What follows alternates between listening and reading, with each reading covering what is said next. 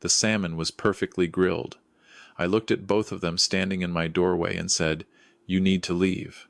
Now." My son Bradley's face went white. His wife Sienna grabbed his arm, her manicured nails digging into his jacket. "Dad, please, just hear us out," I said. "Leave." I stepped back and started closing the door. "Wait." Sienna pushed forward. "Mr. Patterson, we drove 3 hours to see you. You can't just— Actually, I can. This is my home." I looked at Bradley. "You should have thought about that before." Bradley's jaw tightened. "Before what? What are you even talking about?" I almost laughed. The audacity. Saturday, June 14th. Ring any bells? I watched the color drain from Sienna's face. Bradley just stared at me, confused for a moment. Then understanding slowly crept across his features. "How did you—" he started. "How did I find out my only son got married without telling me? Is that really what you want to ask right now? Let me back up. My name is Robert Patterson. I'm 63 years old, and until 3 weeks ago, I thought I had a good relationship with my son. His mother, Patricia, passed away 8 years ago from cancer. It was just the two of us after that, and I thought we'd grown closer through the grief. Bradley is 31. He's a graphic designer, or at least he calls himself that. Freelance work, mostly. Which is fine. I've never been the type of father to push a specific career path. I built my own business from nothing, 3 hardware stores across Ontario, and I always told Bradley to find his own way. Maybe that was my first mistake. Not pushing hard enough. After Patricia died, I sold one of the stores. Didn't need 3 anymore. Didn't have the energy. I kept the 2 in Mississauga and Oakville. The money from the sale went into investments, into securing Bradley's future. I set up a joint savings account with him just for emergencies, I'd said. A safety net. "Dad, what if something happens and I need money fast?" He'd asked me 4 years ago.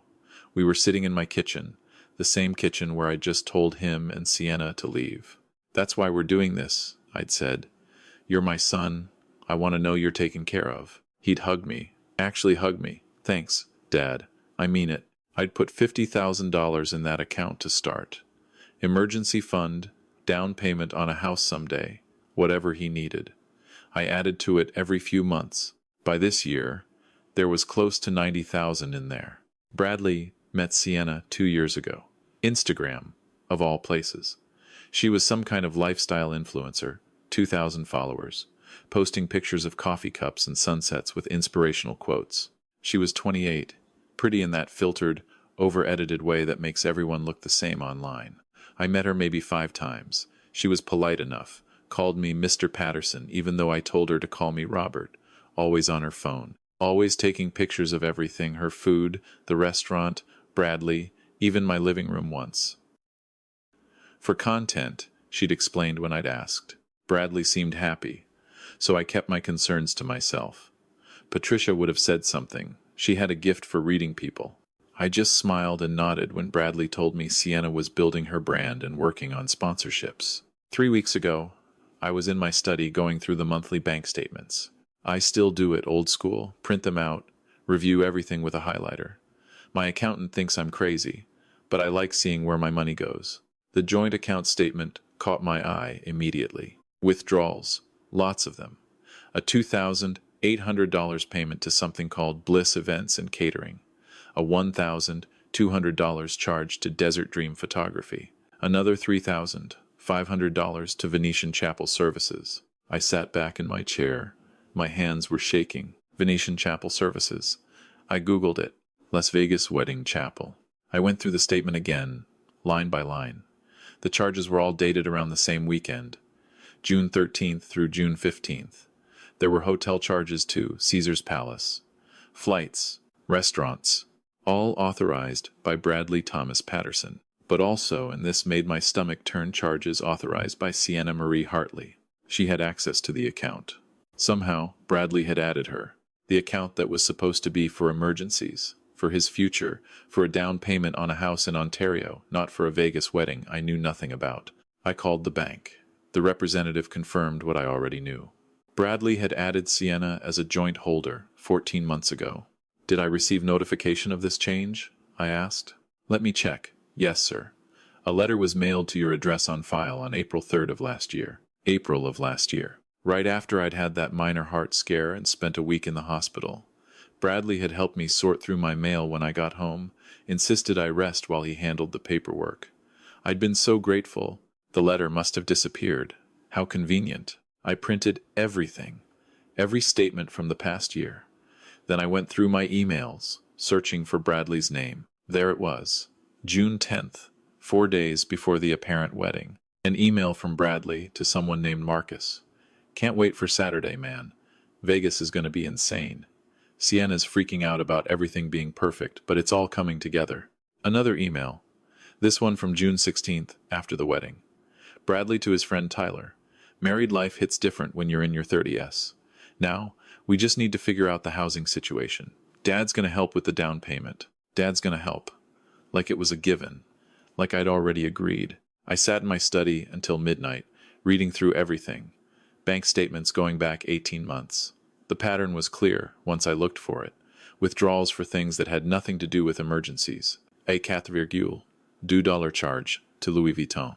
Multiple charges to Restoration Hardware, Pottery Barn, West Elm Expensive Furniture Stores. A $1,800 payment to Spark Fitness Studio, which turned out to be some boutique gym in Toronto where memberships started at $200 a month. All on the account that was supposed to be Bradley's safety net. I felt sick. Not angry yet, that came later. First, just sick. My son had gotten married without telling me. Not just eloped. You could argue eloping was spontaneous. Romantic, even. No, they'd planned this. Hired photographers. Booked a chapel. Invited friends. There were charges for a bachelor party. For Christ's sake. A $890 bill from some Vegas club. Everyone knew except me. The next morning, I drove to the bank. The manager, Linda, had known me for 15 years. I need to close the joint account, I told her. She pulled it up on her computer. The one with your son? Yes. Mr. Patterson, there's still $71,450 in this account. Are you sure you want to? Transfer it to my personal savings. Close it today. Linda hesitated. She'd known Bradley since he was a teenager. Is everything all right? Just close it, please. She did. She printed out the closure forms, had me sign everything. The other account holders will be notified within 24 hours, she said carefully. Perfect. I went home and changed my will. Called my lawyer, Martin, who drafted the original after Patricia died. I want to make some modifications, I told him. The original will had split everything between Bradley and my sister's 2 kids, my niece and nephew. Bradley got 60%. They split the remaining 40%. The hardware stores were supposed to go to Bradley, with the understanding he'd sell them or hire managers. Now, Bradley got nothing. 0. The stores would go to my nephew Daniel, who'd always been interested in the business. My niece Emma would get the house and half the investments. The other half would be split between Patricia's favorite charity and a scholarship fund we'd discussed setting up before she died. Robert, Martin said over the phone, I need to ask, are you sure about this? These are significant changes. I'm sure. Can I ask what prompted? He got married without telling me, then spent $23,000 of our joint savings on the wedding, and God knows what else. Is that prompt enough? Silence. Then, I'll draft the changes today. 3 days passed. Then my phone rang. Bradley. Dad, what the hell? His voice was tight, controlled. The bank called. You closed our account? I did. Why would you do that? That money was for emergencies. I cut him off. That's what you told me. Was a Vegas wedding an emergency, Bradley? Silence. Nothing to say? I asked. Dad, I can explain. I'm sure you can. I'm not interested. It wasn't like that. We were going to tell you. When? Before or after you spent my money on it? It wasn't just your money. Actually, it was. Every dollar in that account came from me. Check the deposit history if you don't believe me. More silence. Then, Sienna and I want to come see you, to talk about this properly. There's nothing to talk about. Dad, please. Just give us a chance to. I hung up. That was 2 weeks ago.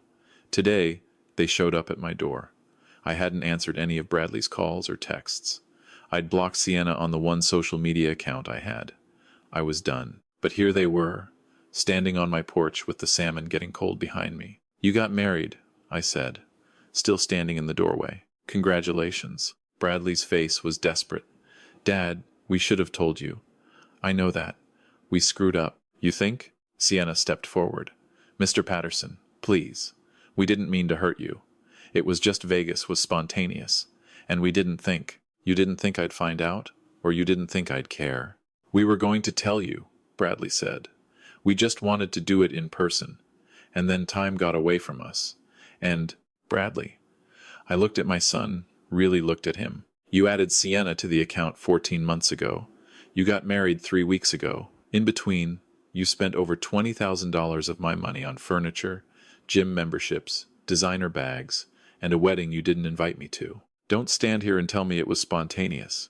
Sienna's perfectly composed face cracked slightly. We needed those things. You needed a Louis Vuitton bag? That was a gift. For my birthday. With my money? Bradley held up his hands. Okay. Yes, we spent some money we shouldn't have. But Dad, we're trying to build a life together. We need help with, let me guess, down payment on a house? His face told me everything. That's why you're here, I said. Not to apologize for getting married without me. Not to apologize for stealing my money. You're here because you need more. It's not stealing if your name was on the account, Sienna said. I laughed. Actually laughed. That's your defense? Mr. Patterson, we're family now. No, I said. You're married to my son. That doesn't make you family. Family shows up. Family tells the truth. Family doesn't take $23,000 and pretend it's for emergencies. Bradley's jaw was tight. What do you want from us? You want us to pay it back? Fine, we'll pay it back. With what money? Your freelance graphic design income? Or Sienna's influencer earnings? What is that? $50 a month in Amazon affiliate links. Sienna's face flushed red. You don't know anything about what I do. I know you posted 17 pictures from Vegas. I know you called it the best day of my life and tagged the chapel, the photographer, the hotel, and 6 different brands. I know you got 247 likes. What I don't know is how you thought I'd never see any of it. Her mouth opened, closed. No words came out. Bradley tried again. Dad, we made mistakes. We get that. But we're here now, trying to make it right. By asking for more money? By trying to include you in our lives. Include me? Bradley, you excluded me from your wedding. The most important day of your life, apparently, and you didn't want me there. It wasn't like that. Then what was it like? Explain it to me. He couldn't. He just stood there, looking at his feet. Sienna tried. Mr. Patterson, we love each other. We wanted something intimate, just for us. You invited 12 people. I saw the photos. Friends, but not family. Not the man who raised Bradley alone after his mother died. Not the man who paid for his education, his car, his rent for 3 years while he found himself. Not the man who put $90,000 in an account for his future. We're grateful, Bradley started. Grateful? I stepped fully into the doorway now. You want to know what grateful looks like? It looks like respect. It looks like honesty. It looks like calling your father before you get married, not after. It looks like not stealing his money to pay for a wedding he wasn't invited to. We didn't steal. Get off my property. Dad, I mean it. Leave. Sienna's composure finally broke. You're seriously going to disown your son over this? Over a misunderstanding? This isn't a misunderstanding. This is a pattern. And yes, if this is who Bradley has chosen to become, then we have nothing more to discuss. Bradley's face was red now. Angry. Fine. Fine. You want to cut me off? Go ahead. We don't need you. We don't need your money, or your judgment, or your good. Then you won't mind leaving. I closed the door, stood there in my hallway, listening to them argue on the other side. Sienna's voice, high and panicked. Do something. Talk to him. Bradley's voice, bitter. What do you want me to do? He's made up his mind. He's your father. Yeah, well, maybe he should have acted like it, instead of controlling everything with money. That one hit. I stood there, hand still on the door, that comment echoing in my head. Controlling everything with money. That's what he thought? After everything I'd done, every sacrifice I'd made, every dollar I'd earned working 70-hour weeks to make sure he never went without, that's what he took from it? I heard their footsteps retreating down the driveway. A car door slammed. Then another. The engine started, and they drove away. I walked back to the dining room. The salmon was cold now. I'd been planning this dinner for weeks.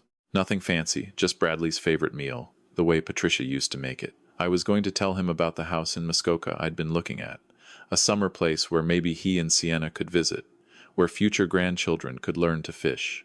Stupid. That's what I felt. Stupid for hoping. Stupid for trusting. I threw the salmon in the garbage. All of it. The rice, too. Poured the wine down the sink. Then I sat at my kitchen table and pulled out my phone. Opened Instagram for the first time in weeks. Found Sienna's account. The wedding photos were still there. Bradley in a suit, Sienna in a white dress. Best day of my life, the caption read. Married to my soulmate in the most magical place. So blessed. Number Vegas wedding. Number newlyweds. Number happily ever after. 43 comments. All congratulations. Nobody asking where the groom's family was. Nobody questioning why a 31-year-old man would get married without his father present. I kept scrolling. Found photos from before the wedding. Designer bags, expensive dinners, furniture deliveries. Every post hashtagged to death. Every caption some variation of living my best life or blessed beyond measure. All funded by me. All while I thought the money was sitting safely in an account for genuine emergencies. My phone buzzed. A text from Bradley. I hope you're happy. You just ruined any chance we had at a relationship. I stared at that message for a long time. Then I typed back. I didn't ruin anything. You did. 3 weeks ago, when you chose to get married without me. Or maybe 14 months ago, when you added Sienna to the account without asking. Or maybe at any of the dozen times you could have been honest but chose to lie instead. I hit send. 3 dots appeared, disappeared, appeared again. Finally, we needed that money. We're drowning in debt. I didn't know what else to do. You could have asked. You could have told me the truth. You would have said no. Maybe, or maybe I would have helped. Guess we'll never know. The dots appeared once more, then stopped. No response came. I put my phone down and looked around my kitchen. The house was too quiet. It had been too quiet since Patricia died. But I'd filled the silence with hope. Hope that Bradley would find his way, that we'd stay close, that eventually there'd be grandchildren and holidays and all the things that make a family. Now it was just quiet. The next few weeks were strange. I kept expecting Bradley to call, to show up, to try again. But nothing. Radio silence. I got a message from Sienna once. We're sorry. Can we please talk? I didn't respond. Martin called to confirm the will changes were finalized. You can always change it back, he said gently. If things improve, they won't. You don't know that. But I did, because Bradley had shown me exactly who he was. Not the son I'd raised, the one who'd held my hand at Patricia's funeral and promised we'd get through it together. This was someone else, someone I didn't recognize. My friend George, who owns a restaurant supply business, stopped by one evening. We sat on my back deck with beers, watching the sun set. Heard about Bradley, he said. Small city, word travels. Yeah. Want to talk about it? Not really. We sat in silence for a while. Then George said, my daughter pulled something similar 5 years ago. Borrowed 15 grand for school expenses. Spent it on a trip to Europe with her boyfriend. What did you do? Cut her off. Told her to figure it out herself. He took a drink. She hated me for about 2 years. Then she called. Said she understood. Said she was sorry.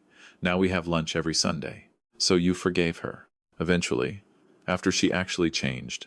After she got a job, paid back what she could. Showed me she understood what she'd done wrong. He looked at me. That's the key, Robert. They have to understand. They have to genuinely change. If they're just saying sorry because they want something, it doesn't count. Bradley doesn't think he did anything wrong. Then you made the right call. I thought about that a lot over the following weeks. Had I made the right call? Was I being too harsh? Should I have given them a chance to explain properly? But every time I wavered, I remembered that text. You would have said no. Like asking me, being honest with me, wasn't even an option worth considering. Like I was just an ATM, not a father. 2 months after the door slam incident, I ran into Bradley at the grocery store. Pure coincidence, I was in the produce section, reaching for tomatoes, and suddenly there he was. He looked thinner, tired, His cart had generic brands, budget items. No expensive organic anything that Sienna usually posted about. "Dad," he said. "Bradley." Awkward silence. Other shoppers flowed around us. "How are you?" he asked. "Fine. You?" "Managing." He shifted his weight. "Sienna and I are in an apartment in Brampton. It's small, but it's ours." "Good." More silence. "Dad, He stopped. Started again. "I've been thinking about what you said, about honesty and respect. And you were right, about all of it." I waited. I should have told you about the wedding. I should have asked before adding Sienna to the account. I should have been honest about the money. His voice cracked slightly. "I should have included you in the biggest day of my life. I'm sorry. I'm really, truly sorry." I studied his face. He looked genuine. He also looked desperate. "Why now?" I asked. "Why apologize now?" He hesitated. "Because I miss you. Because I've had time to think about what I lost. Because," he swallowed hard, "because I want my dad back. Not because you need money? No. I mean, yes, we're struggling. But that's not why I'm saying this. I'm saying this because it's true. Because I was an idiot, and I took you for granted, and I let Sienna's pressure about the wedding, and her ideas about how we should live, cloud my judgment about what actually matters." It was the most honest thing he'd said to me in years. "Sienna's ideas?" I repeated. He sighed. "She wanted a Vegas wedding. She wanted it to be Instagram perfect. She said, if we told you, you'd try to make it traditional, make it about you. I should have said no. I should have insisted you be there. But I was." He looked away. "I was a coward. And I've regretted it every single day since." "What about the money?" "We'll pay it back. However long it takes. I've picked up 2 steady clients. Sienna got a part-time job at a marketing firm. We're making it work. Barely, but we're managing." I didn't say anything. "I don't expect you to forgive me," Bradley continued. "I don't expect anything. I just needed you to know that I understand what I did. I understand why you cut me off. And I'm sorry. I'm so sorry." We stood there in the produce section, my son and me, with years of disappointment and hurt hanging between us. "Are you happy?" I finally asked. "With Sienna, with your life, are you actually happy?" He thought about it. Really thought. I'm learning what happy actually means. What I thought was happiness, the nice things, the Instagram life, the appearance of success that wasn't it. Now, I'm learning to build something real, something honest. So yeah, in a weird way, I'm happier now than I was when I had access to all that money. I nodded slowly. "That's good.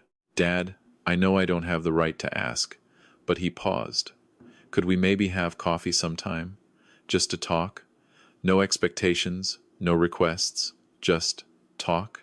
I looked at my son, really looked at him. He'd lost weight. There were circles under his eyes. His clothes were worn. He looked like someone who'd been through something difficult and come out the other side, starting to understand the lesson. "Maybe," I said. "But Bradley, if we rebuild this, it's going to be different. No joint accounts. No expectations of financial help. If you need something, you ask, and I'll decide. If you're going through something important, you include me, from the start, not after. No more surprises. I understand. And Sienna needs to understand, too. This isn't about punishing her, but she needs to respect that our relationship, yours and mine, has to be rebuilt. That takes time. She knows. We've talked about it a lot." He managed a small smile. "She's embarrassed. She said she acted like a spoiled brat, and she wishes she could take it back. Words are easy. Actions matter." "I know." I pulled out my phone. "Give me your number. I'll text you." His face brightened. "Really? Coffee. That's it. We'll see how it goes." "Thank you, Dad. Thank you." I texted him that evening. We met for coffee 3 days later at a Tim Hortons, neutral ground. It was awkward at first. We talked about surface things, weather, hockey, his work. Then, gradually, we got deeper. He told me about the debt, about how Sienna's influencer dreams had pushed them into credit card debt trying to maintain an image, about how the Vegas wedding was supposed to be their big moment that would attract sponsors and opportunities, about how none of that materialized, and they'd been left with debt and broken relationships. "We were living in fantasy," he said, "both of us, thinking that if things looked perfect online, They'd become perfect in real life. And now? Now we're facing reality. It sucks sometimes. Our apartment's tiny. We can't afford to go out much. Sienna had to archive most of her Instagram because people kept asking about our lifestyle and we couldn't keep up the lie. He stirred his coffee. But we're honest now. With each other. With ourselves. That's worth something. Over the next 6 months, we had coffee every 2 weeks. Sometimes Bradley came alone. Sometimes Sienna joined. She apologized, genuinely. The first time I saw her again. I was awful, she said. I treated you like an inconvenience instead of Bradley's father. I pushed him to exclude you because I wanted everything to be my way. That was selfish and wrong, and I'm sorry. I accepted her apology, but kept my distance. Trust, once broken, takes time to rebuild. Bradley and Sienna stayed in their small apartment. They didn't ask me for money. Not once. Sienna's part-time job became full-time. Bradley's freelance work grew into a steady client list. They sent me a check for $500 one month. First payment, the note said. Many more to come. I didn't need the money. But I cashed the check because it mattered that they sent it. My nephew Daniel took over managing the Oakville store. He was a natural, increasing sales by 15% in his first quarter. Emma, my niece, visited more often, helping me sort through Patricia's things that I'd been avoiding for years. I didn't change my will back. Not yet. Maybe not ever. Because here's what I learned through all of this. Love isn't just giving. It's also setting boundaries. It's saying no when yes would enable destruction. It's letting people face consequences so they can learn and grow. I loved Bradley enough to cut him off. I loved him enough to let him struggle. I loved him enough to not rescue him from a mess of his own making. And because of that, he became someone worth knowing again. If I'd just forgiven him immediately, if I'd handed over money for the house down payment, if I'd pretended the wedding betrayal didn't matter, what would that have taught him? That actions don't have consequences? That he could treat people poorly as long as he eventually said sorry? No. Real love is tougher than that. Real love says, I care about who you become more than I care about you liking me right now. Patricia would have understood. She was always better at the tough love than I was. Maybe that's why I struggled so much with it. Maybe that's why it took Bradley getting married without me to finally draw a line. A year after the salmon dinner that never happened, I invited Bradley and Sienna over for dinner. Salmon again. This time, Patricia's recipe. We sat at my kitchen table, the three of us, and it felt different. Not the same as before, it would never be the same. But different in a good way. Honest. Real. To rebuilding, Bradley said, raising his glass of wine. To honesty, I countered. To family, Sienna added quietly. Real family, not Instagram family. We clinked glasses. Later, after they'd left, I stood in my kitchen washing dishes and realized something. I was okay. More than okay. I'd survived losing Patricia. I'd survived the betrayal with Bradley. I'd survived cutting off my only child and sitting in the uncertainty of not knowing if we'd ever speak again. And I'd do it again if I had to, because some things matter more than peace. Some things matter more than keeping everyone happy. Integrity matters. Respect matters. Honesty matters. And teaching those values to the people you love, even when it costs you the relationship temporarily, even when it hurts like hell, that matters most of all. Bradley texts me regularly now. Sienna sends pictures of their apartment, slowly improving as they pay off debt and save money. They're talking about buying a small house in a few years. On their own, with their own money. I'm proud of them. More proud than I ever was when they had access to my money and bought whatever they wanted. Because now they're building something real. Something that's theirs. Something they can actually be proud of. And me? I'm learning that being a father doesn't end when your kids grow up. It just changes. Sometimes it means giving. Sometimes it means withholding. Sometimes it means walking away so they can find their own way back. The salmon was perfect that second time. We ate every bite. And when Bradley hugged me goodbye at the door, he whispered, "Thank you for not giving up on me. Even when you had to give up on who I was being." That's the thing about love, real love. It doesn't give up. It just changes shape to fit what's actually needed, not what's comfortable or easy or expected. It took me 63 years to learn that lesson. I just wish Patricia was here to see me finally get it right. But maybe she is. Maybe she's been watching all along, waiting for me to be as strong as she always was. waiting for me to love Bradley the way he needed, not just the way I wanted to.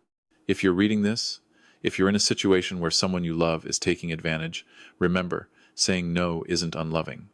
Setting boundaries isn't cruel. Letting people face consequences isn't abandonment. Sometimes the most loving thing you can do is step back and let reality be the teacher. It's hard. God, it's hard.